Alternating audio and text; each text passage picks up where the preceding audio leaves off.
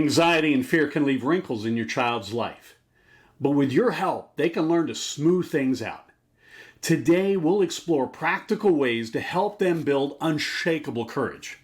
The reason is because while courage and confidence are important to every child, they are essential to leaders. Welcome to another edition of Kid Lead Academy Training Series with Dr. Alan E. Nelson, designed to help parents develop their children to lead so they can succeed. And now, here's Alan. Let's explore why today's kids are more anxious, why confidence matters for leadership, and most importantly, practical ways you can help your child step into their potential. Here's some etymologies of the words fear, anxious, confidence, and courage, all things we're going to be talking about today. Fear is from the Old English word meaning calamity, danger, peril, sudden attack.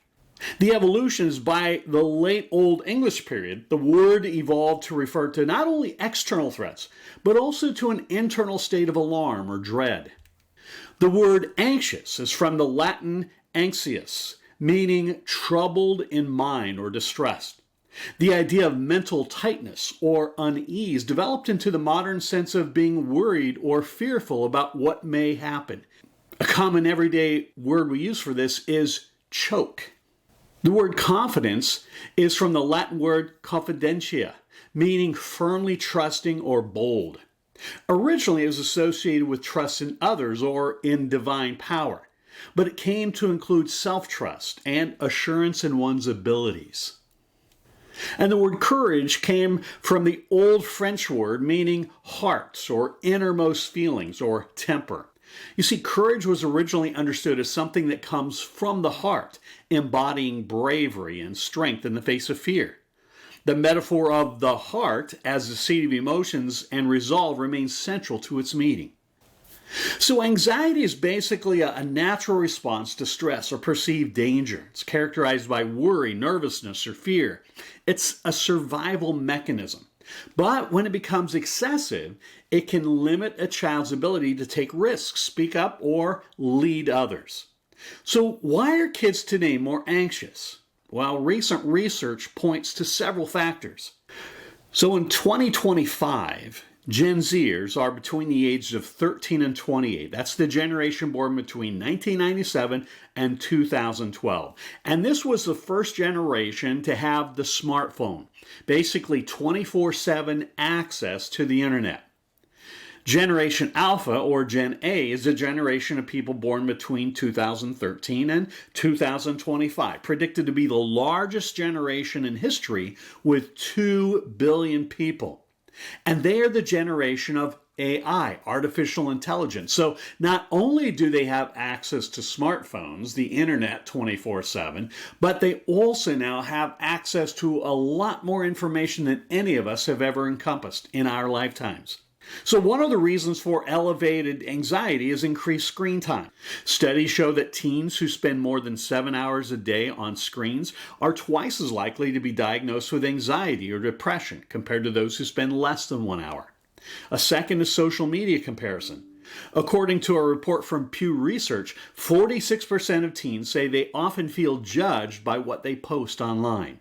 And the third reason is rising mental health issues. The CDC reports that 1 in 5 children ages 6 to 17 experience a diagnosable mental health condition, with anxiety being among the most common. So why is confidence so crucial for leadership? Well, leaders who exude confidence inspire trust, courage, and actions in others. Confidence is contagious. When a leader believes in themselves, it helps others believe in them too. On the flip side, anxiety can undermine leadership. Mirror neurons in our brains pick up on others' emotional states, which is why we feel uneasy when we see a speaker stumble or a leader look uncertain. Confidence isn't about pretending to have all the answers. It's about projecting calm, courage, and belief in one's ability to figure things out. Here are 2 quotes that emphasize a link between confidence, courage, and leadership. Mark Twain said, "Courage is resistance to fear, mastery of fear, not the absence of fear." And Eleanor Roosevelt said, "You gain strength, courage, and confidence by every experience in which you really stop to look fear in the face." Let me give you a couple more.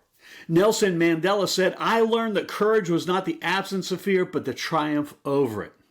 And Malala, who was shot as she stood up against terrorists because she wanted to make sure that she and other girls were educated, said, "The terrorists thought they would change my aims and stop my ambitions.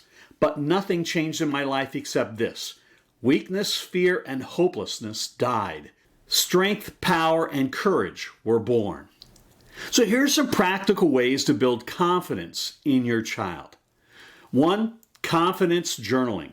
Here's the activity. Help your child keep a journal to track their progress on a skill, like drawing or learning a new sport. This reinforces a growth mindset. For example, after practicing piano, they might write, "I hit all the right notes on my favorite song today." Or add a courage box to the journal. Each week they write about one thing that made them nervous, but they did it anyway, like answering a tough question in class. A second thing they can do is public speaking games. Here's the activity. Host a family debate night where your child debates silly topics like, "Are dogs better than cats?" This builds confidence in presenting ideas while still having fun. For example, they might argue why ice cream should be the official dessert of the United States, learning to think on their feet in a lighthearted way. Or encourage your child to volunteer to read aloud at school or church. Practice at home first to help them feel prepared. A third idea is what we call stretch zone challenges. The activity is you want your child to set a mini goal, like calling a store to ask a question or ordering food for the family. Start with low-pressure situations to build their courage. For example, you could role play ordering at a restaurant and then cheer them on as they do it in real life. Or if they love sports but hesitate to try out, set a goal to attend a practice just to watch or ask a coach a question. And the fourth idea is courage role models. So the idea here is to share a biography of a young leader or a children's book about bravery, then discuss how your child can emulate that courage. For example, you could read a story about Malala Yousafzai and talk about how she spoke up for education despite danger. Or watch a movie like Finding Nemo and discuss how Nemo and Marlin both showed courage in overcoming their fears to achieve their goals. So you see, anxiety and confidence are like two sides of the same coin. When one goes up, the other goes down. Let me give you a couple other metaphors to help us kind of wrap our head around what we want to accomplish. Think of confidence and courage like muscles. The more you use them, the stronger they get, while fear and doubt weaken with every step forward. You see, this metaphor emphasizes growth through practice and the diminishing effect of fear when confidence is built. And a third metaphor is think of fear as a shadow and confidence as light. When you strengthen the light, the shadow shrinks. So, like a smooth piece of paper, confidence and courage are gifts you can help your child develop. They'll not only lead to more successful leadership, but also a richer, more resilient life. And remember, building confidence is a process. Start small, celebrate every win, and watch your child grow into the kind of leader others will follow.